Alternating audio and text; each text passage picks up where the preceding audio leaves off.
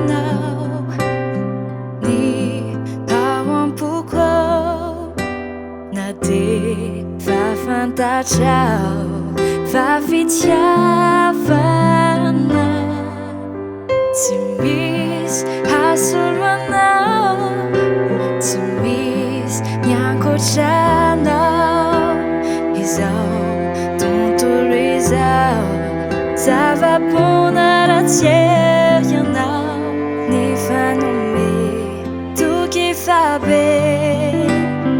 iara ty mandraky izay nambola tsy hay izao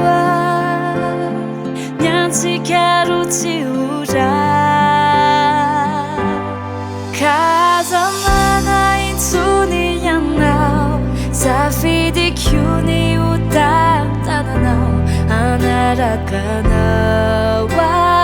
naiza naiza hitondranao ay mino aho fa ianao kotoay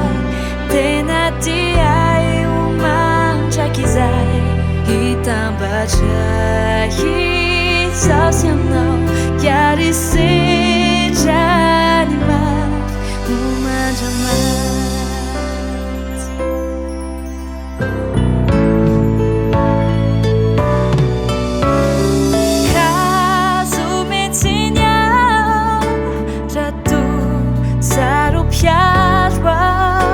satria tsy manana ankoatranao safidiny ho anao